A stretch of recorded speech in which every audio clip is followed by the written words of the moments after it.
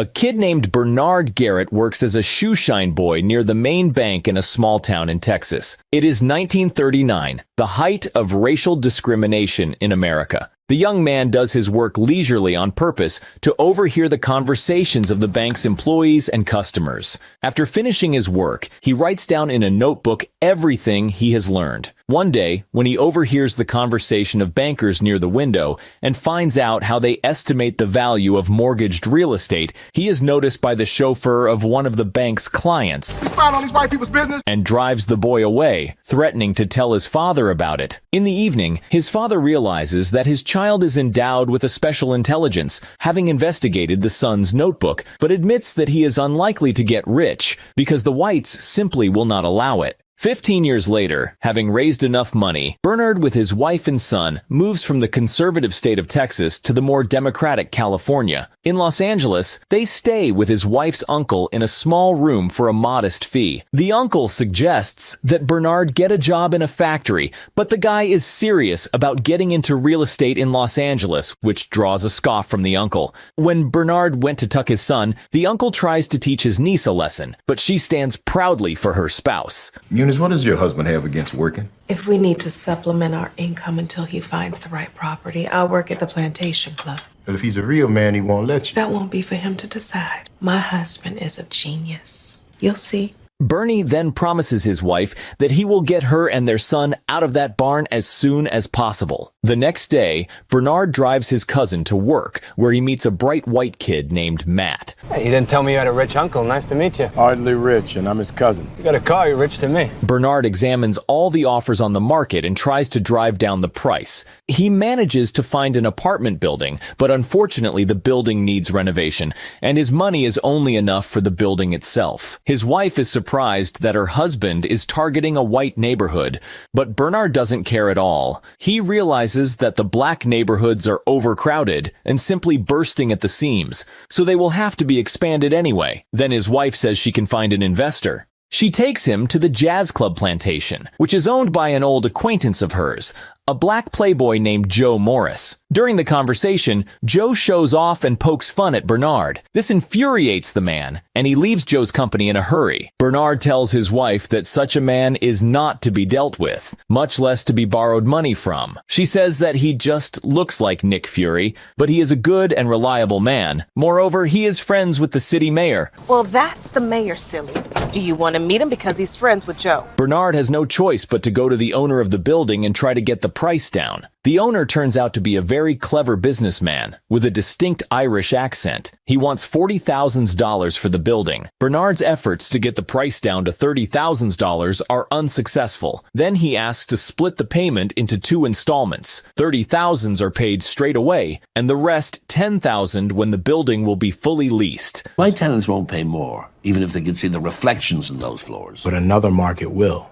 Black doctors, lawyers, teachers, looking for a place to move outside the ghettos that they've been forced into. No one is going after that market, but I can. Bernard's pressure, wit, and mathematical talent impress the Irishman, but he's not ready to take the risk and refuses Bernard. Before leaving, Bernard peeks at the name of the bank on the calendar and the name of the man's personal manager. That same afternoon, Bernard heads to that very bank and tries to talk to the manager, but the secretary blatantly lies to the man right in his face, as if trying to get rid of the dark-skinned man in a kind of polite form. I'm sorry, Mr. Reed is out. May I take a message?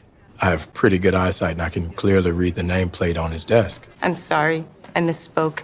Mr. Reed can't meet with you right now, but I could take a message. Then, Bernard has to wait for the manager for several hours on the street. After a working day, Bernard has a dialogue with the manager outside of the bank, trying to get a loan. He tells the manager about the whole deal. In the evening, Bernard is ready to give up, but the Irishman calls him and starts a conversation with some claims. Did you use my name to try and get a loan from Mr. Reed at Mid-City Bank?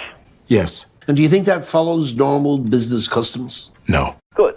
Well, at least we can agree on that. However, he gives Bernard good news. The manager will give him a loan because the Irishman is ready to act as his guarantor. He is impressed by Bernard's drive and realizes that such a determined man can really succeed in business. This moves the man to tears. After the deal is done, Bernard's wife drags him to that very Joe Morris jazz club to celebrate a small victory. At the club, Joe approaches him and in his manner tries to strike up a conversation with Bernard again, starting with a quote-unquote side topic. I'm not f***ing your wife. You go to every table in here to reassure your patrons of that? No, might have to skip some of them. Joe admits that he likes it when black people succeed, and he sees the traits of a successful man in Bernard. Bernard and his cousin are making some minor repairs to the house when suddenly a tenant notices him. What are you doing here? She immediately starts to nag the man, but in the course of the conversation, Bernard admits that he bought the house. Don't you sass me, boy. This is a white building. You can't own this place. His cousin's friend Matt joins them. But are you okay with working for me? Money's green, that's the only concern about color I got. The three of them start working hard, but a few hours later the police arrive saying an old woman called them because a black man is impersonating the owner of the building. Bernard declares that he is in fact the owner, which causes ridicule from the police. Then he shows them a copy of the title deed, and the police leave without forgetting to say, Try to be more respectful to your tenants. Yes, sir, officer. Sorry for the inconvenience. In the evening, Bernard moves into one of the apartments, which causes a wild resentment of that elderly woman. She doesn't intend to tolerate the neighborhood with black people, so the next day she moves out of her apartment. But the apartment doesn't stay empty for long, because in a short time, a well-to-do black lady moves in. Bernard gives the Irishman the remaining money. The man offers Bernard a partnership. He proposes to buy up houses thanks to his reputation in the bank and share all the profits 50-50. He is Irish, so Americans are reluctant to deal with him. He suggests Bernard to negotiate on the phone, as he has a competent speaking skills, and he is excellent at bargaining, and most importantly, good at calculations. But when they need a face to sign the deal, it'll be the Irishman. Over time, they buy up a huge number of houses throughout the area, and business begins to take off. Bernard buys a pretty decent house for his wife. All the houses are successfully occupied by solvent people, and Bernard's business is booming. But as you know, the ups are often followed by the downs. The death of Bernard's partner marked the beginning of that downhill slide. After the death of the Irishman, his wife is willing to buy out Bernard's interest, as she's not going to run the business with a black man. She offers an amount 4 times below the market value. Bernard says he owns 50% of the houses. But since the agreement between them was only verbal, the woman may not pay him anything at all. So Bernard has 2 choices: take what she gives him or try to sue and possibly end up with nothing. In an attempt to find a witness to their arrangement, he goes to the bank manager who refuses to see him because he is already working with the Irishman's wife. Bernard realizes that he has nothing to gain and heads to the exit. At the door, he notices a sign with companies that rent offices in this building. There are mostly banks among them. He comes up with a bold and almost unrealistic idea to buy the whole building so that no one here would dare to ignore him. His bold idea, fueled by a hurt ego, makes him leave prejudices and personal principles and turn to Joe Morris. Bernard offers Joe to jointly buy the building because he owns a number of commercial buildings in black neighborhoods and understands the commercial real estate market. But the witty businessman doesn't want to get into the white territory. You know there's not a single black-owned building in downtown Los Angeles, and there's a reason for that.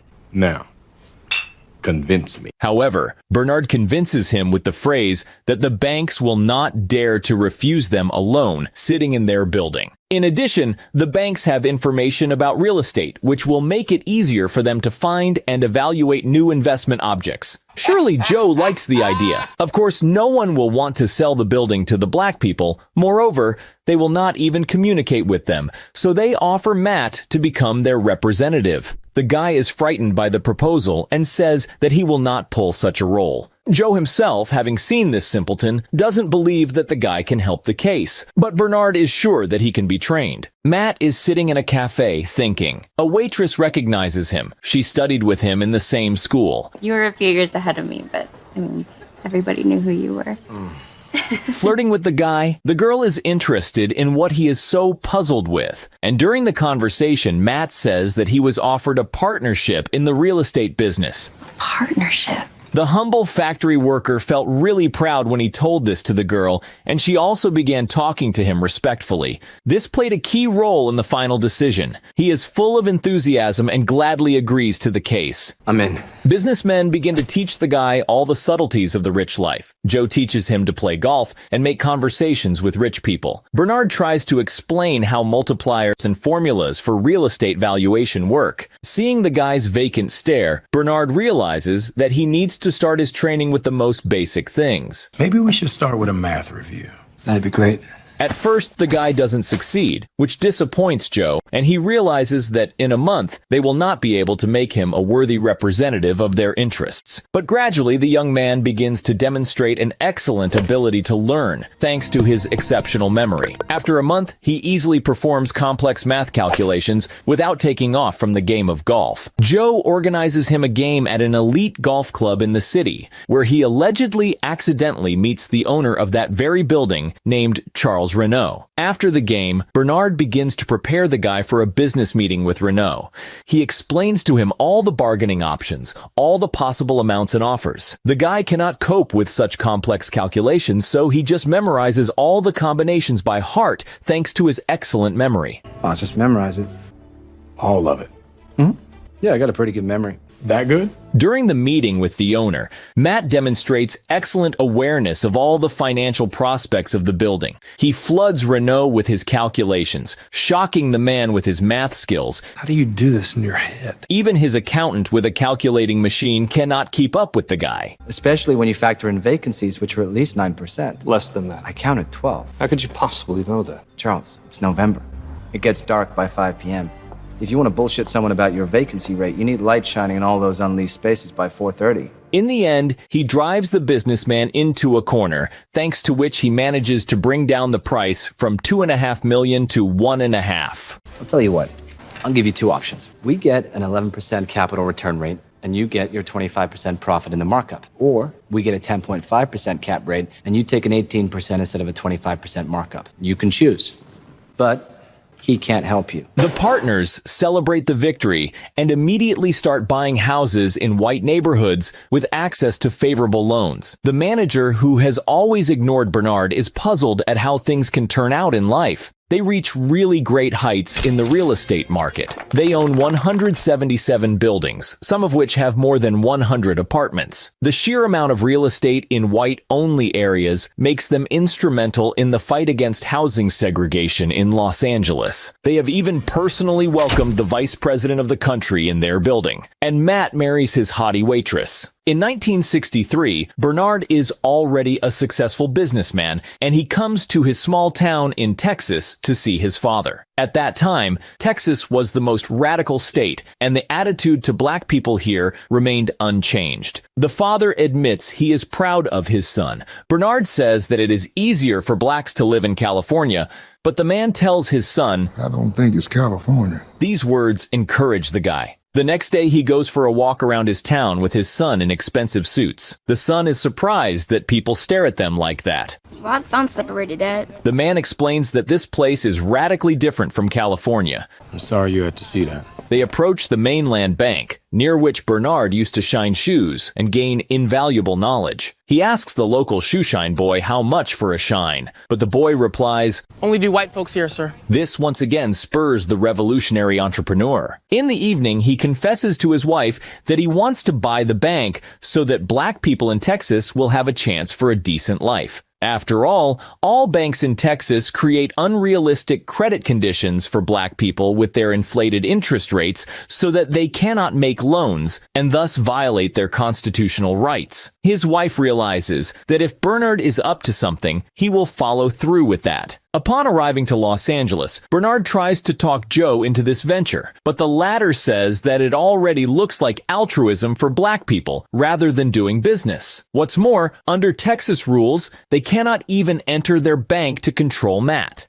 After all, blacks are only allowed to enter the bank as the help. But seeing that Bernard will still do what he is up to, with or without him, Joe agrees to this crazy deal. They bring Matt to a meeting with the bank owner, Robert Florence. Joe accompanies Matt under the guise of a chauffeur. The owner of the bank is ready to sell his business for an agreed sum with one condition. His son, Robert Florence Jr., must remain in the bank as a credit expert, and the owner retains 20% of the shares. Everyone is ready for the deal, but the owner's disgruntled offspring asks uncomfortable questions, such as why Matt's partners are not present at the deal. Who are Bernard, Garrett, and Joseph Morris? My financial partners in Los Angeles. Why aren't they here? Honestly, because they're too rich to bother. That's why they have me. But despite this, the deal goes well, and the trio successfully acquires the bank. Bernard immediately goes to the black preachers and informs them that he and his partners have purchased the mainland bank to change the bank's policy regarding loans to black people. He needs their help to identify responsible potential borrowers in their congregations. Also, everyone must maintain confidentiality. Bernard makes dozens of business and home loans to black people. Thanks to your loan, we bought 2 new pieces of equipment, doubled our revenue in 3 months. But Florence Jr., who had hoped to inherit the director's chair from his father, is pestering Matt for a large number of new loans. He wants to know on what basis and principle Matt is approving loans to these people. Then Florence Jr. starts spying on his director. He finds out that the new loans were given to black people and notices how Matt secretly meets Bernard and reports to him on his progress. In the evening, Matt is nagged by his wife. She is not happy that they have moved to this hole, and also he doesn't own the bank himself, as the guy originally outlined to her, but is just a representative for black partners. We're making $25,000 a year. We bought this house with 1 month's salary. When you started with them, you said they were going to make you a partner. Yeah, and A partner isn't on a salary. A partner's an owner. He promises that the next bank they buy will be completely under his control. They just have to wait a little bit. You're buying another one. we're thinking about it, yeah. Oh, that would be something.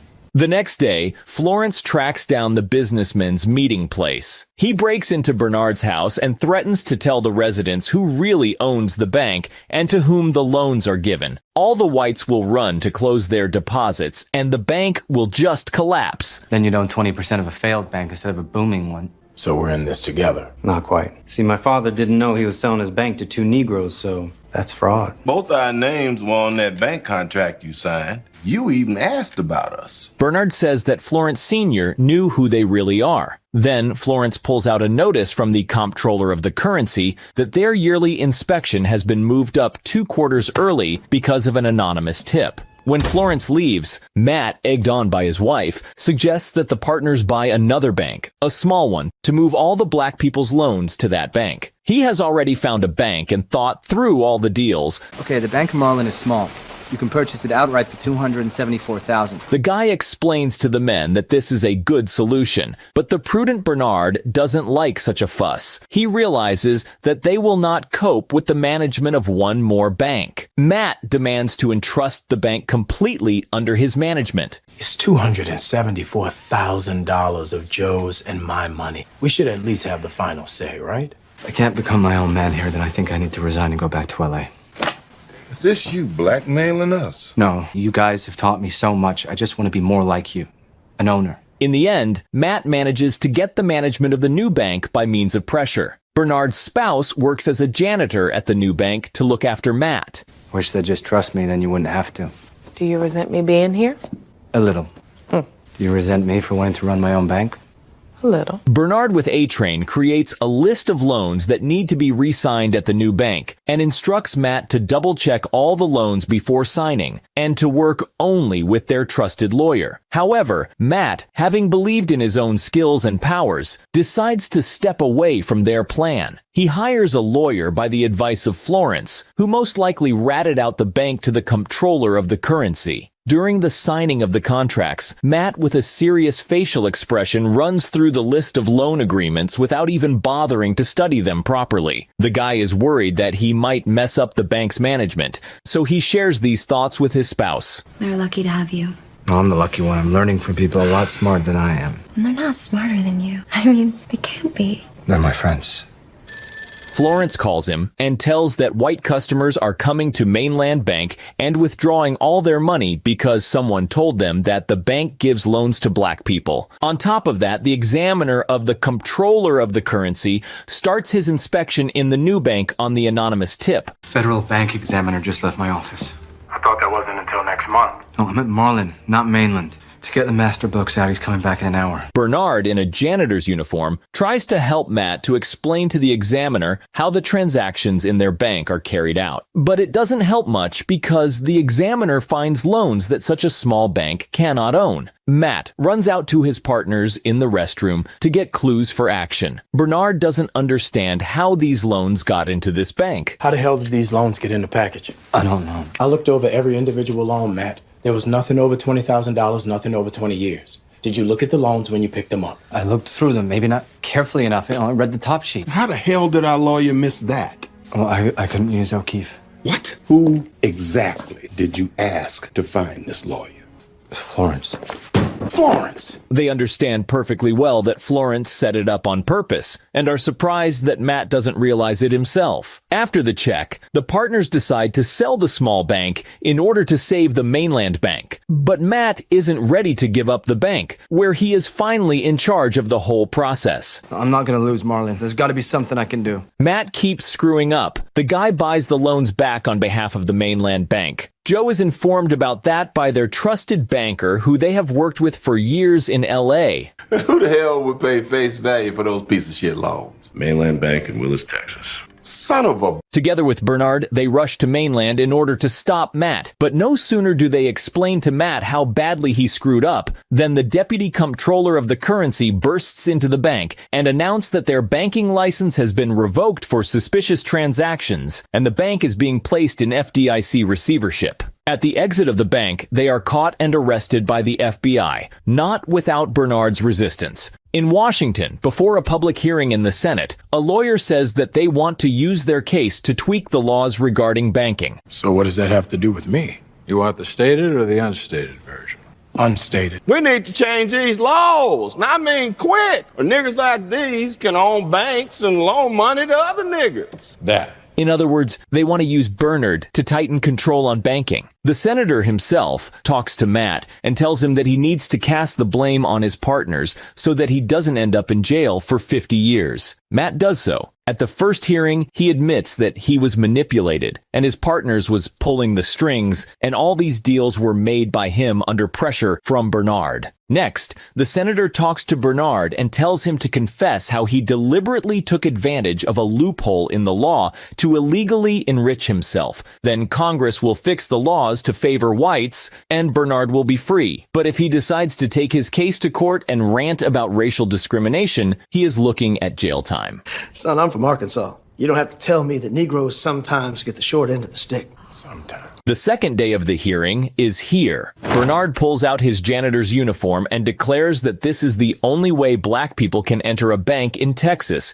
even though the Constitution says all citizens are equal. The senator tries his best to interrupt Bernard's speech, but the man makes a brilliant speech about the race discrimination. Why is it so important to you to exclude an entire race of people from the American dream? Of course, the Senate isn't satisfied with such a speech, and federal government seizes their assets following this hearing. An all-white jury in Texas convinces them of misappropriation of bank funds and sentences them to 3 years in federal prison. Matt, on the other hand, remained free. Florence purchases the Mainland Bank in a sale arranged by the FDIC for a fraction of the cost Bernard and Joe paid Florence's father for it. 3 years after their testimony before the Senate, Congress passed the Fair Housing Act, which made it illegal to refuse to sell or rent property on the basis of race, religion, or gender. 3 years later, Bernard is released from prison, where he is met by Joe and his wife. Figures they let you out before me. Man, they couldn't wait to get rid of my ass.